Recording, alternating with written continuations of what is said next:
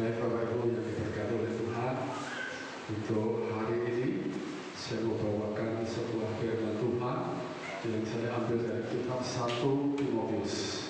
Ya, 1 Timotius pasal 6 ayat 6 sampai dengan 16.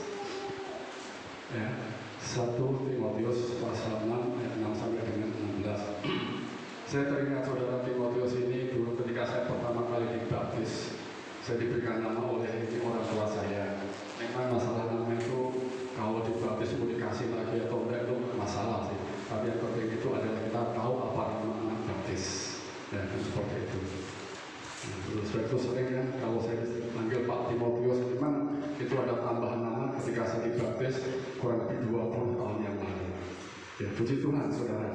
Nah, dari kitab 1 Timotius pasal 6 saudara, saya mau bawakan sebuah judul yang berjudul adalah nggak bisa tampil ya.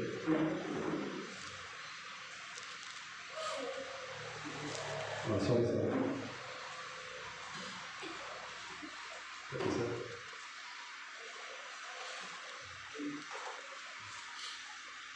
Baik, saudara ya, saya mau kasih judul saudara, disiplin.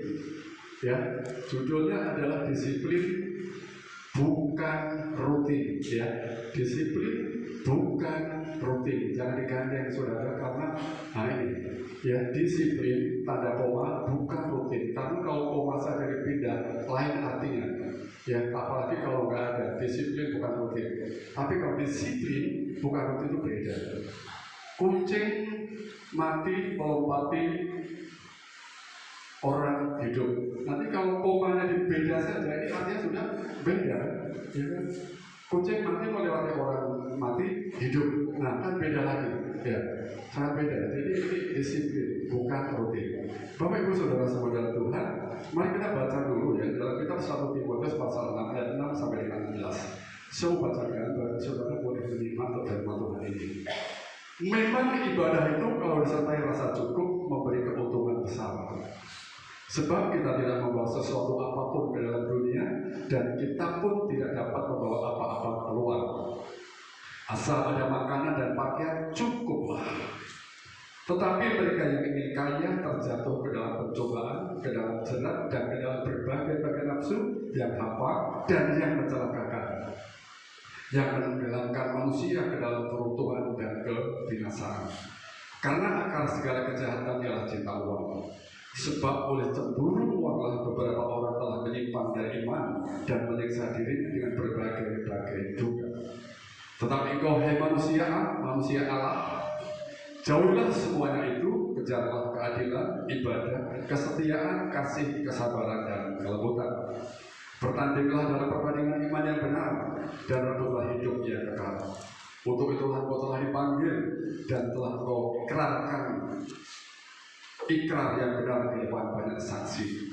Di hadapan Allah yang memberikan hidup kepada segala sesuatu, dan di hadapan Kristus yang telah mengikrarkan ikrar yang benar itu juga di muka Pontius Pilatus, kuserukan kepadamu, turutilah perintah ini dengan tidak bercacat dan tidak tercela, hingga pada saat Tuhan kita Yesus Kristus menyatakan dirinya, yaitu saat yang akan ditentukan oleh penguasa yang satu-satunya dan yang penuh bahagia, Raja di atas segala raja dan Tuhan di atas segala Tuhan. Dialah satu-satunya yang tidak takut kepada maut, bersemayam dalam terang yang tak terhampiri, seorang pun tak pernah melihat dia, dan manusia dan memang manusia tidak dapat melihat dia. Ya, baginya lah hormat dan kuasa yang kekal. Amin. Puji Tuhan. Bapak Ibu Saudara saudara Tuhan, Timotius sering disebut ya, bahkan memang disebut Timotius manusia Allah. Ya, bukan dia adalah Allah atau manusia Allah, itu artinya adalah manusia milik Allah. Maksudnya itu demikian. Dia disebut manusia Allah, manusia milik Allah. Jadi bukan dia itu Allah. Ya, nah seperti itu ya. Kecuali kan Yesus saja ya, yang Allah itu. Nah, saudara semua dalam Tuhan, sebelum saya masuk ke dalam firman Tuhan saudara, ada sebuah cerita saudara. Ada seorang atlet yang bernama itu Wilma Rudolph ya. Wilma Rudolph ini dulu pada waktu itu masih kecilnya dia sakit polio. Tahu sakit polio ya saudara? Di mana kakinya itu ya kayak huruf O, mungkin seperti itu ya kalau sakit polio. Nah saudara, pada saat itu saudara itu tahun kurang lebih 1960-an ya, 1960-an. Nah Rudolf Bima ini dia pada usia 11 tahun dia sudah mulai berjalan dan dia bercita-cita untuk menjadi seorang pelari. Saudara boleh bayangkan, seorang yang sakit polio memiliki cita-cita, kemudian dia ingin berlari atau ingin menjadi seorang pelari. Sakit polio, ya susah, jalan aja susah, mungkin ngeripet sana ngeripet sini, kan seperti itu. Tapi dia memiliki cita-cita seperti itu. Nah, orang-orang nggak percaya, bagaimana mungkin kamu ini sakit polio, kamu ini sakit, nggak percaya lah, nggak yakin bisa seperti itu. Tapi orang tuanya terus mendukung, orang tuanya terus kasih support, orang tuanya terus berikan semangat kepada dia, bahkan terus berlatih dengan penuh semangat. Meskipun dia dalam keadaan sakit polio atau kakinya anggap tidak normal, ya tidak normal seperti kita yang normal sakit tidak sakit, saudara. Nah, dengan latihan yang sungguh-sungguh, saudara, selama bertahun-tahun dengan disiplin yang luar biasa. Sampai akhirnya dia menjadi seorang wanita. Ini seorang wanita ya, Wilma Rudolph, seorang wanita. Dia menjadi pelari yang hebat pada cabang Olimpiade di Roma tahun 1960. Dan tak tanggung-tanggung dia dapat medali 3 emas. Bukan perak, perunggu ataupun emas. Tapi 3-tiganya emas dia dapatkan. Wah, ini kan luar biasa. Nah selama latihan tentunya banyak tantangan dalam keadaan sakit seperti itu, tetapi karena disiplin yang tinggi akhirnya berhasil. Berkat disiplin yang tinggi, mungkin kita di Indonesia pernah mendengar seorang anak yang masih remaja yang bernama Arya, obesitas, beratnya 100 kilo lebih dalam umur yang masih sangat muda. Kemudian dia berkat latihan yang begitu luar biasa di dalam bimbingan Aderai, ya akhirnya lama-lama turun menjadi normal. Berkat apa? Pola makan dijaga dengan baik, olahraga dijaga dengan baik, diet juga dilakukan. Semua dilakukan dengan baik, dilakukan semuanya dengan sangat-sangat disiplin.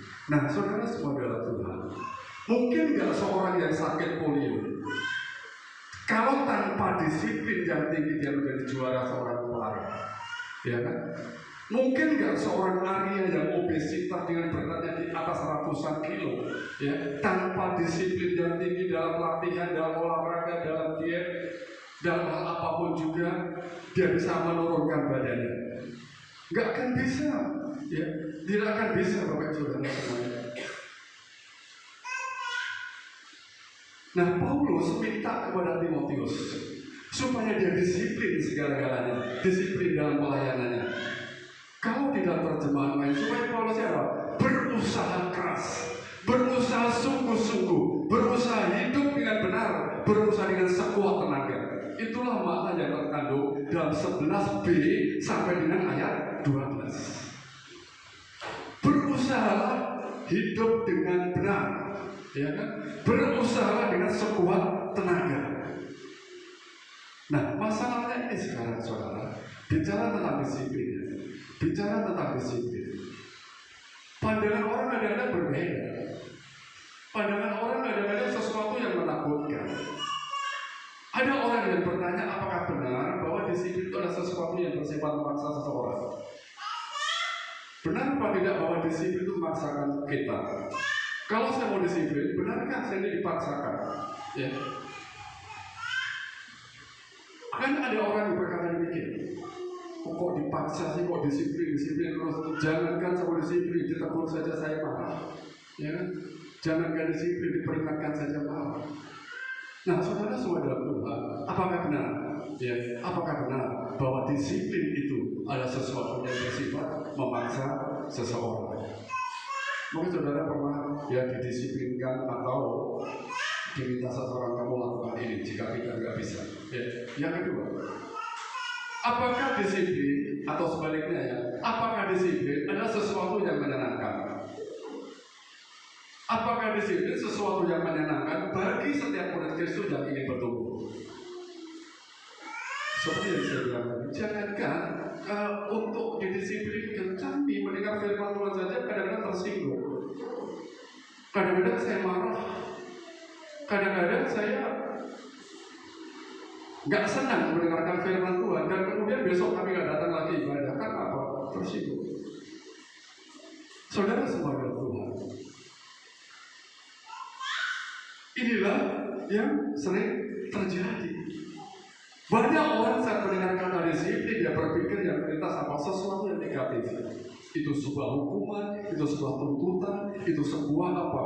Perintah yang harus dilaksanakan. Sehingga nggak jarang bahwa sebuah disiplin itu menjadi sesuatu momok yang menakutkan. Enggak lah.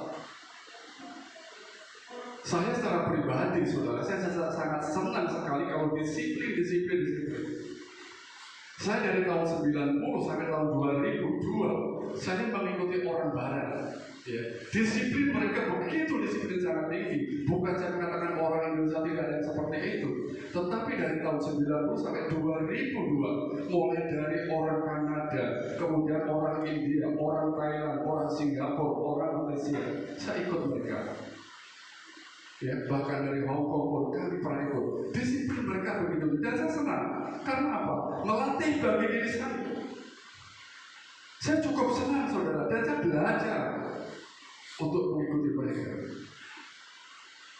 Bukan ketakutan, tetapi memang inilah yang saya dapatkan. Saudara semua Tuhan, kalau orang mengatakan bahwa kedisiplinan sesuatu yang menakutkan, faktanya yang terjadi apa, saudara? Banyak orang yang sukses, banyak orang yang berhasil, sukses usahanya, sukses karirnya, sukses pekerjaannya, sukses rumah tangganya, sukses pelayanannya. Karena apa? Orang-orang tersebut disiplin. Iya, orang-orang itu disiplin. Tetapi sebaliknya ada orang yang mengalami kegagalan demi kegagalan. Yang dialami itu saja terus rusak gagal. Kenapa? Karena memang orang tersebut tidak disiplin, nggak tekun, nggak sungguh-sungguh, nggak memiliki prinsip. Ada banyak orang dalam keluarga yang kawin cerai. Karena nggak disiplin dalam pengajaran, dalam firman Tuhan, dalam mengikuti ajaran yang ada. Gagal mereka dalam usaha, gagal mengerjakannya karena apa? Asal-asalan. Coba lihat orang-orang yang diet, saudara. Orang-orang yang diet itu kalau dia tidak jalani dengan sungguh-sungguh, kira-kira berhasil apa tidak? Satu-satunya orang yang berhasil diet dari saya. Ya, tanpa diet pun juga kecil. Bapak saudara semua dalam Tuhan, ada saudara. Jadi kembali, apakah benar bahwa ini disiplin sesuatu yang menakutkan seseorang? Karena faktanya banyak orang yang disiplin mereka berhasil. Ya. Banyak orang yang tidak disiplin mereka gagal. Bagaimana pandangan kita sebagai orang percaya? Ya. Bagaimana kita pandang kita sebagai orang percaya? Saudara semua dalam Tuhan, faktor gagal atau berhasil adalah kedisiplinan.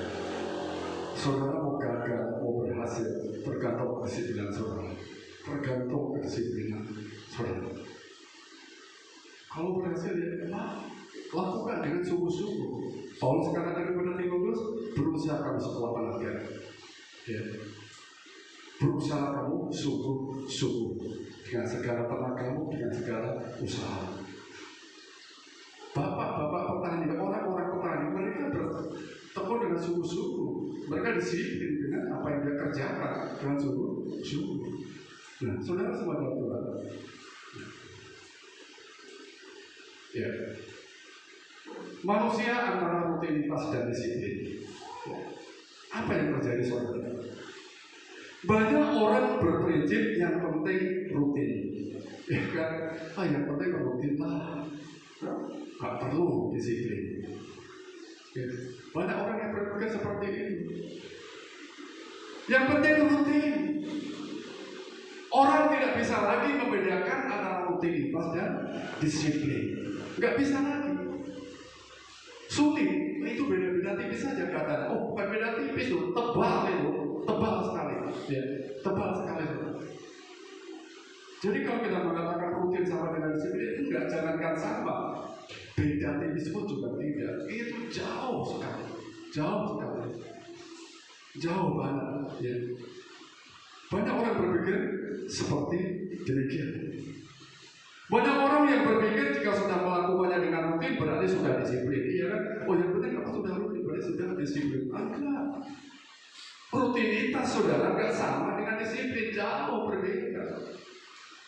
Yang penting dalam ibadah sudah cukup saja.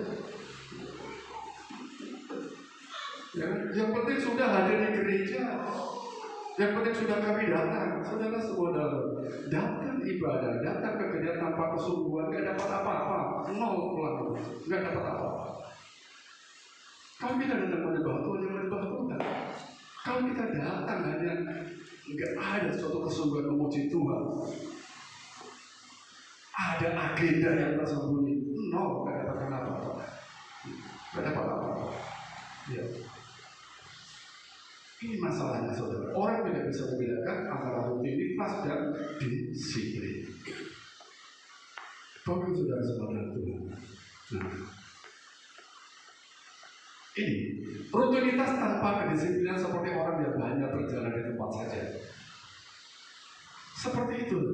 Datang, dianggap rutin, oh sudah baik. Yang penting datang karena sudah baik. Nah, saudara bisa rasakan sendiri antara kesungguhan dan tidak adanya kesungguhan. Bahkan saudara bisa menikmati lagu-lagu yang dibawakan, puji-pujian yang dibawakan, ada enggak kesungguhan di sana, ada enggak hati penuh ke sana, akan terasa di dalam kehidupan kita, dalam kehidupan kita. Rutin tanpa disiplin seperti orang yang hanya berjalan di tempat saja, nggak kemana-mana, udah diam saja. Memang bergerak, kami juga bergerak dari tempat itu, tapi dia nggak bisa bergerak ke belakang. Dia hanya jalan di tempat saja, nggak maju, stagnan, berhenti. Orang bilang sekarang sayur tanpa garam, hambar, seperti itu. Ibadah hamba, menyanyi hamba. Jadi contoh-contoh yang seperti ini. Kenapa saudara? Karena mungkin kita merasakan, saya sering merasakan hal seperti itu. Ketika pikiran lagi terawat, entah kemana-mana, nggak sampai kepada hadirat Tuhan, nggak menuju kepada hadirat Tuhan, nggak dapat apa-apa. Tadi sudah didoakan, Tuhan kalau kami pulang keadaan kami akan berbeda ketika kami datang. Ini nggak akan terjadi kalau hati kita nggak disiplin di dalam ibadah. Ya, kalau kita nggak benar-benar menyembah Tuhan, siapapun yang melayani, baik itu WR, pemain musik, firman Tuhan, siapapun, kalau kita nggak benar-benar menyembah Tuhan, memperhatikan, nggak ada kedisiplinan, nggak ada sungguh-sungguh. Keadaan kita baik pada waktu datang maupun pulang sama saja. Sama saja. Bagus saudara semua yang dikasih oleh Tuhan. Ya. Saya mau kasih sedikit saudara. Ya. Apa yang disebut dengan rutin? Nah, rutin itu hanya dilakukan untuk mempertahankan sebuah keadaan saja. Ya. Rutin itu hanya seperti itu. Yang penting datang, yang penting hadir, yang penting nampak. Hanya untuk mempertahankan kenampakannya saja. Itu saudara. Kalau istilah negara itu untuk mempertahankan status quo saja. Itu orang-orang yang sifatnya rutin. Yang penting aku melayani, yang penting aku datang, yang penting aku seperti ini. Mungkin berkata, daripada mereka yang tidak datang. Tidak seperti itu ya. Kenapa kita bandingkan dengan orang yang tidak datang? Bandingkanlah dengan orang yang datang yang sungguh-sungguh. Jangan berpikir daripada orang yang tidak datang, toh kami datang. Tetapi rutinitas atau rutin juga bukan sesuatu yang jelek, bukan sesuatu yang buruk. Enggak, baik saja. Tetapi ini saudara, orang yang rutinitas itu, kadang-kadang melakukannya nggak perlu usaha keras. Kurang gregetnya, ya, yang penting tadi itu, ya, yang penting itu. Nah, nggak ada greget, kurang greget saudara, dan tidak membutuhkan sedikit membutuhkan sedikit pemikiran saja. Itu saudara. Nah, prinsip rutinitas seperti itu. Yang penting sudah ada, asal aku datang, asal aku sudah memberi, asal sudah aku, dan lain sebagainya. Jadi rutinitas nanti cenderung asal-asalan saudara. Cenderung asal-asalan itu kalau orang yang prinsipnya rutinitas, daripada orang itu nggak datang. Mungkin seperti itu. Ujungnya nanti asal-asalan. Paulus betul-betul wanti-wanti kepada Timotius, kamu jangan seperti itu. Nanti akan saya tunjukkan saudara apa yang dari Paulus di dalam suratnya dari Timotius ini kepada Timotius. Dia ingin Timotius benar-benar hidup sebagai seorang pelayan Tuhan yang benar-benar disiplin dalam pelayanannya. Sebagai anak Tuhan, manusia Allah disebutnya, manusia milik Allah. Dia benar-benar disiplin dalam hidup, banyak di dalam pelayanannya. Ya. Jadi rutinitas seperti ini hanya untuk mempertahankan status keadaan saja. Yang penting kan sudah tetap seperti ini, ya kan? Mempertahankan kelanggengnan, ya. Mempertahankan kelanggengnan seperti itu. Kayak ini, mengatur tempat tidur setiap pagi, ya seperti itu saja terus, saudara.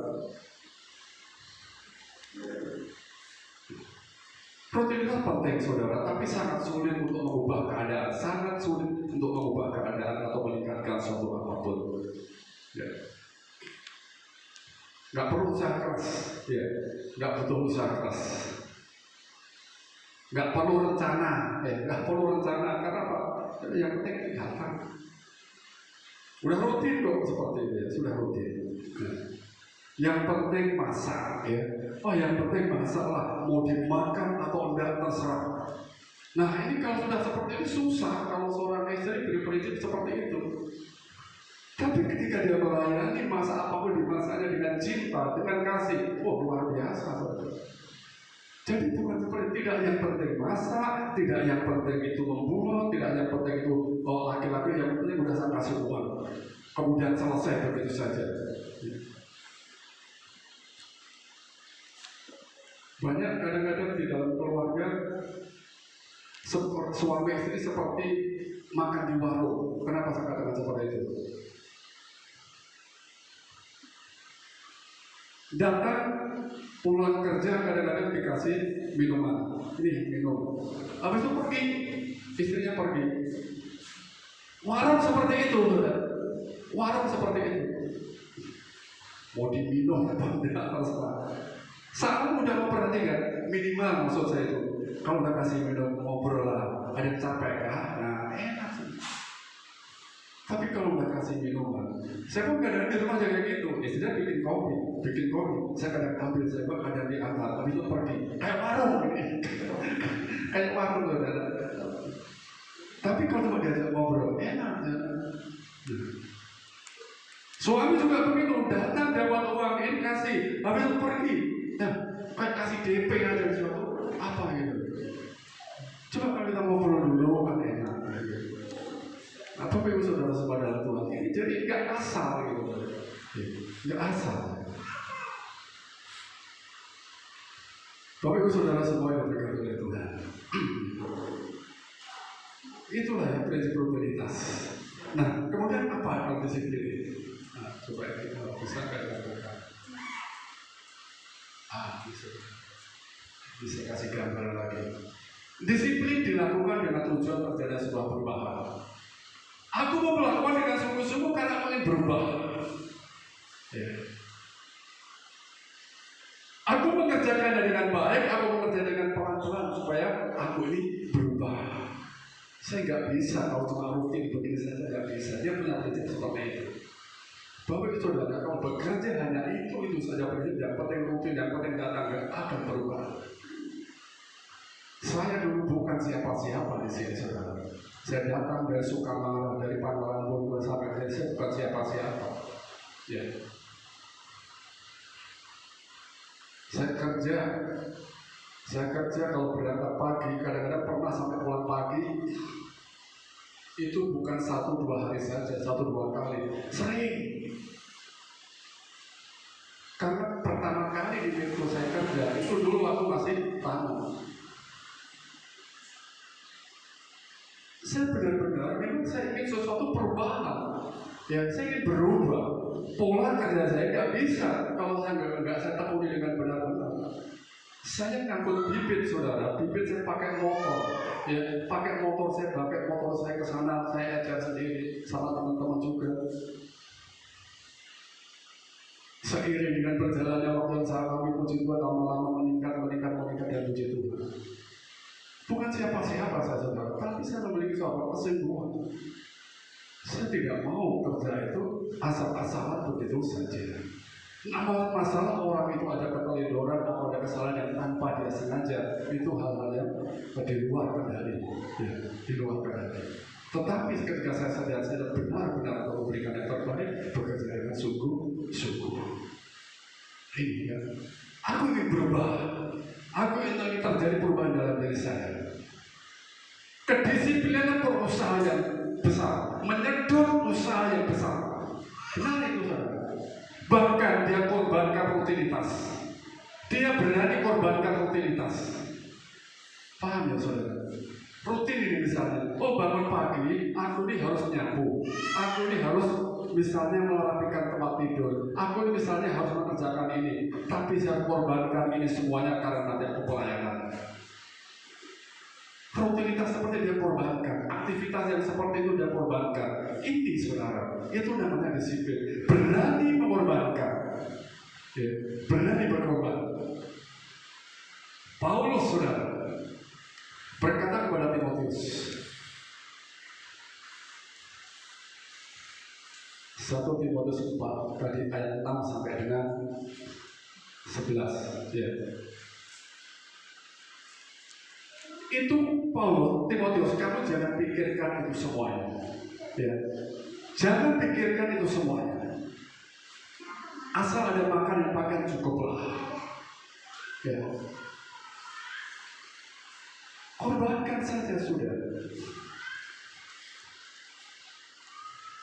Saudara semua yang dikasih oleh Tuhan perlu pengorbanan, saudara. Menurunkan berat badan, membentuk tubuh, atau belajar keterampilan baru dalam pekerjaan, saudara. Untuk mendapatkan promosi, untuk mendapatkan jabatan, atau mendapat tingkat daripada kedudukan, itu juga perlu kesungguhan. Kita tidak bisa membuat diri kita merasa lebih baik, ya, dan kita tidak bisa mendapatkan promosi positif hanya dengan usaha yang biasa-biasa saja. Nggak bisa. Kalau yang biasa-biasa nggak bisa. Udah yang penting-penting apa yang penting? Karena apa?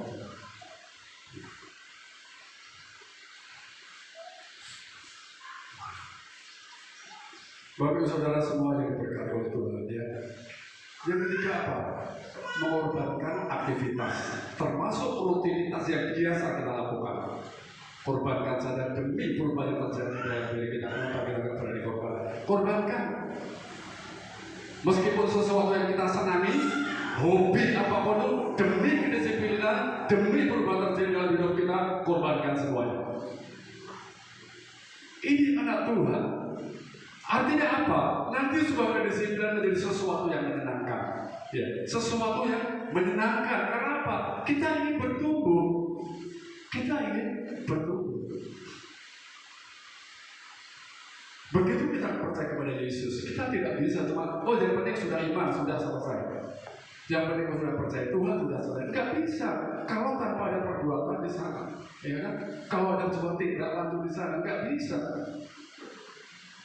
Harus ada sebuah follow up dari iman kita, ada perbuatan di sana, ada sesuatu yang kita lakukan. Apa itu? Hidup dalam kebenaran, ya. Kedisiplinan mengantarkan kepada kebenaran, kedisiplinan mengantarkan kepada kekudusan. Bapak saudara nanti boleh baca dalam kitab Ibrani pasal 12 ayat 5 sampai dengan 11. Kenapa Allah mendisiplinkan umatnya? Kenapa Allah menghukum? Kenapa Allah memberikan ganjaran kepada umatnya? Adalah apa? Supaya mereka mengenal kekudusan, mereka mengenal kebenaran atau kembali kepada kekudusan, kembali kepada orang percaya sudah iman kepada Yesus tanpa adanya itu nggak ada artinya, saudara. Kosong saja, kosong. Ya. Berarti pasal 12 ayat 5 sampai 11. Itulah Allah mendisiplinkan umatnya. Jadi saudara, disiplin itu mendorong kita akan lebih maju dan ke tempat yang lebih tinggi. Jadi jangan lagi katakan, oh ini ngomong, enggak. Tapi kalau kita merasa dipaksa, ya enggak apa-apa. Tapi kalau kita terima dengan senang hati, kenapa?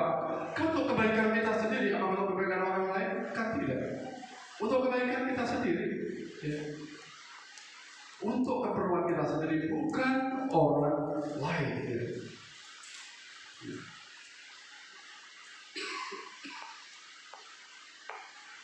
Nah, disiplin itu latihan untuk menghasilkan sikap atau pola-pola tertentu, ya, yang lebih baik tentunya.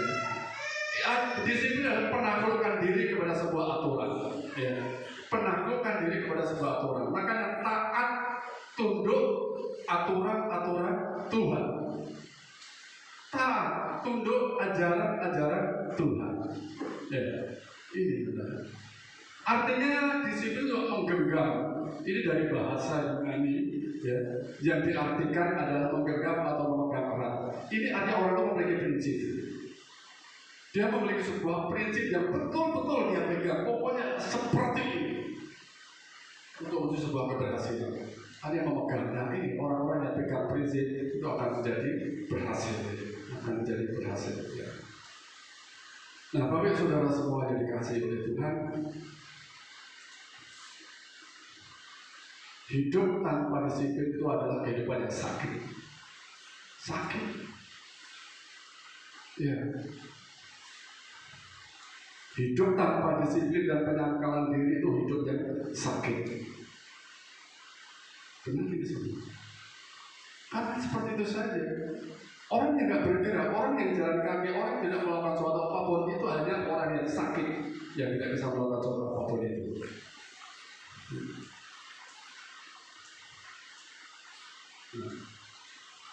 Orang yang jalan di tempat atau tidak melakukan suatu apapun sesungguhnya adalah orang yang sakit. Yakobus 4 ayat 17. Sudah tahu itu tidak benar, tidak melakukan suatu apapun. Itu orang-orang yang sakit itu. Sudah tahu itu salah, sudah tahu tidak betul, sudah tahu tidak benar, tapi dia pun juga diam. Orang sakit kan? Kalau dikatakan kamu juga berdosa, Yakobus pasal 4 ayat 17. Sudah tahu itu dosa, tapi dia tidak melakukan suatu apapun. Artinya apa? Orang yang tidak bergerak melakukan suatu apapun. Orang yang seperti jalan di tempat itu adalah orang-orang yang sakit. Bapak saudara semua dikasih oleh Tuhan. Akhirnya kita diperlukan dalam sebuah kepedulian. Gak bisa kita diam saja. Gak bisa kita, oh yang penting aku datang, yang penting aku sudah tahu. Disiplin seperti apa sih yang dikehendaki oleh Tuhan? Disiplin yang dimaksud di dalam 1 Timotius pasal 4, 6 sampai dengan 11 adalah yang pertama, disiplin dalam ajaran. Ya, disiplin dalam ajaran. Seorang murid Kristus, saudara, adalah mereka yang tidak pernah berhenti belajar. Orang percaya itu dia tidak akan pernah berhenti belajar dan dia akan terus belajar. Dia akan terus tekun mempelajari soal-soal pokok iman. Dia akan terus belajar, menggali terus. Disiplin dalam ajaran. Ya, disiplin dalam ajaran. Apalagi untuk hal-hal yang penting, hal-hal yang pokok yang tidak boleh diabaikan tentang Tritunggal, tentang Tuhanan Yesus. Ini kan penting, kita harus mengerti sebagai orang percaya. Pernah saya sampaikan kan, Tritunggal itu sering diserang orang luar, tapi jarang kita pelajari. Ya. Jarang kita pelajari, itu menjadi sasaran empuk daripada orang-orang non-Kristen. Kita ditanya nggak tahu apa itu Tritunggal, bingung kita. Nah, kalau kita nggak mengerti, ya, ajaran-ajaran yang seperti ini menjadi sasaran empuk daripada orang-orang non-Kristen. Disiplin dalam ajaran artinya seorang murid Kristus menopang hidup rohaninya dengan firman Tuhan. Dia topang kehidupan rohaninya dengan firman Tuhan. Dengan firman Tuhan, bukan dengan asumsi, bukan dengan otak-atik otak, enggak. Ya. Tetapi dengan firman Tuhan. Ini disiplin dalam ajaran. Ini firman Tuhan katakan seperti ini, dia lakukan seperti itu. Bukan dari asumsi atau otak-atik otaknya, enggak. Ya, jadi pertama apa? Disiplin dalam ajaran itu yang dikehendaki oleh Paulus kepada anak rohaninya manusia Allah, yaitu Timotius. Ya. Selalu bersandar kepada firman Tuhan, selalu firman Tuhan menjadi sumber ajaran yang sehat. Menjadi ajaran yang sehat adalah firman Tuhan itu. Itu sebabnya orang percaya harus terus belajar dari firman Tuhan terus. Nah, saya kembali yang kedua dulu. Disiplin dalam ibadah. Disiplin dalam ibadah. Yang saya bilang tadi nggak sekedar dasar, nggak sekedar hadir, nggak sekedar nampak muka tidak. Ya kan? Di dalam ayat yang ke-6 sampai di pasal 6 apa? Dari punya saudara. Nah, saudara semua disiplin dalam ibadah. Jauhi takhayul dan dongeng. Ini bukan cerita tentang dongeng atau takhayul atau hal-hal yang gaib, hal-hal yang magic. Tidak. Ini bicara tentang suatu ajaran-ajaran yang tidak benar. Ya, takhayul dan dongeng ini ajaran-ajaran yang sesat, ajaran-ajaran yang melenceng daripada kebenaran firman Tuhan. Itu dikatakan, itu sebabnya dikatakan disiplin dalam ibadah. Ya. Ajaran-ajaran yang tidak benar itu sudah tinggalkan. Makanya beberapa waktu yang lalu saya katakan apa? Cari gereja yang alkitabiah, bukan yang megah. Yang memang ada bersumber daripada Alkitab. Tapi mana ada orang yang mengatakan, oh aku paling, ada orang yang mengatakan aku tidak alkitabiah. Tidak ada, saudara. Tidak ada. Tapi saya menyarankan saja, ya, dimanapun saudara mau beribadah, puji Tuhan beribadah bersama-sama dengan kita di sini tempat ini. Tapi saya ibadah dimanapun saja ke gereja yang Alkitab Tuhan bukan yang mudah. Memang semua gereja akan mengatakan seperti itu. Aku paling alkitabiah. Bayangkan seluruh dunia kalau ada 53.000, apakah semuanya alkitabiah? Bingung kita ya. Bingung. Oleh sebab itu jangan berhenti belajar firman Tuhan. Disiplin dalam ibadah. Seorang murid Kristus harus lebih fokus kepada latihan beribadah daripada latihan badannya. Di dalam ayat 6 tadi, ya. Harus sering fokus kepada latihan beribadah.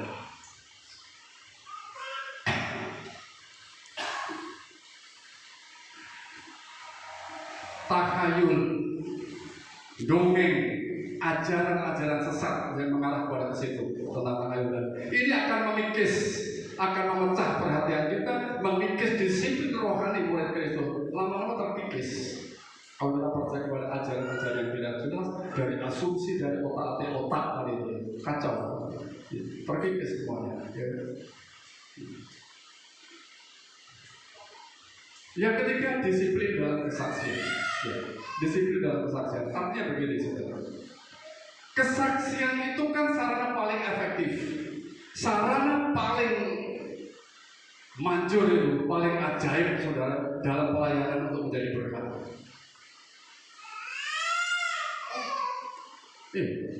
Ajaran yang sehat harus disertai dengan praktek hidup yang sehat. Mengerti pengetahuan, mengerti segala sesuatu, kalau tidak sertai dengan praktek itu yang sehat percuma. Ya, minggu yang lalu yang sudah saya sampaikan, saudara, memiliki pengetahuan kalau dibawa mati itu percuma. Ya, minggu yang kemarin ya tentang apa kemarin ya. Aku hamba Tuhan. Ya. Memiliki pengetahuan kalau dibawa mati percuma. Menjadi orang percaya kalau tidak menjadi obor percuma. Memiliki pengetahuan itu harus bermanfaat bagi orang lain, bukan bagi diri sendiri, tapi bermanfaat bagi orang lain. Pengetahuan yang kita bagi kepada orang nggak akan pernah berkurang. Ya, firman Tuhan kemarin. Lain berdisiplin dalam kesaksian. Paulus menekankan kepada Timotius agar menjadi teladan dalam bersikap, dalam perkataan, di dalam tindakan. Nah, harus memiliki sikap ya, dalam tindakan, perkataan maupun juga apapun yang dikatakan dalam sikapnya dan lain sebagainya. Untuk mempengaruhi orang lain, saudara. Untuk mempengaruhi orang lain, hidup menjadi berkat, kemudian juga keteladanan adalah hal utama. Ya. Hal yang utama dari sini. Keteladanan, kesaksian berbicara lebih keras daripada teori yang disampaikan. Mau bicara semuluk-muluk apapun juga, ya. Mau bicara sehebat apapun juga, kalau dia tidak bisa memberikan teladan kesaksian yang baik, itu juga percuma saja. Nah, itu sebabnya Paulus berkata kepada benar-benar harus dilakukan dengan sungguh-sungguh dalam pelayanannya. Dan kita semua sebagai orang percaya, kalau firman Tuhan kemarin, aku hamba Tuhan, kita semua pelayan, kita semuanya adalah hamba Tuhan.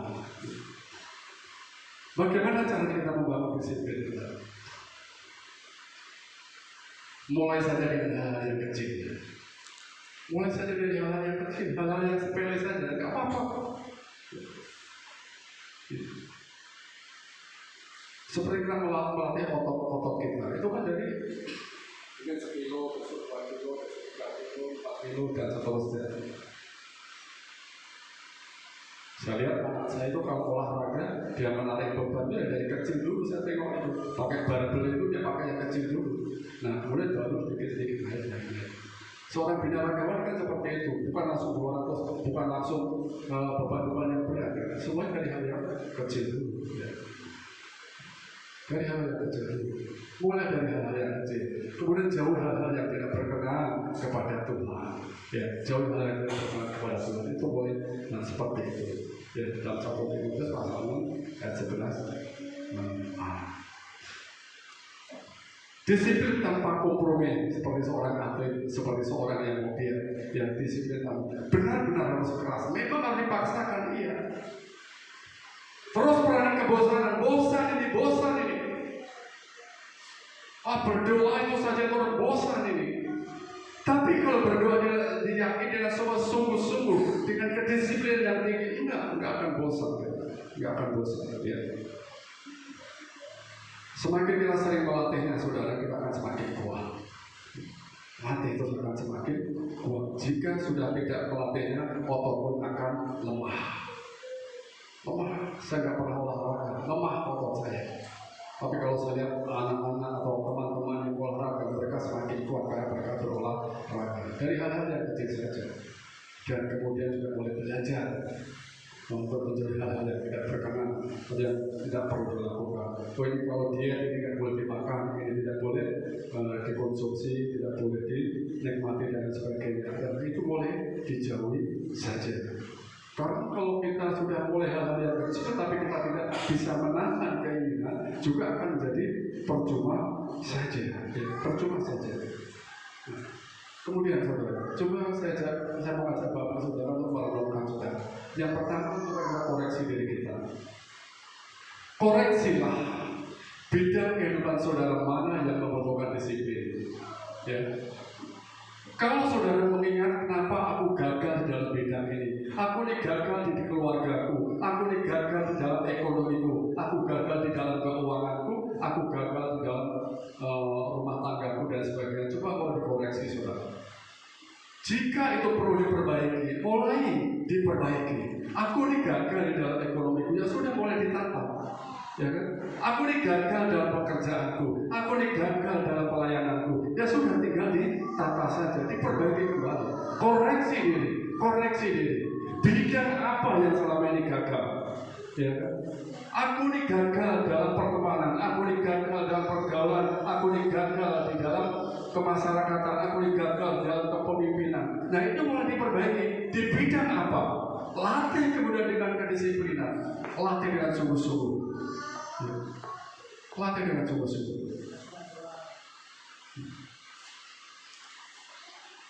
Aku gagal dalam kesehatan, ya berlatih, mulai berolahraga, mulai melakukan sesuatu supaya bisa berubah, ya kan? Mulai perbaiki.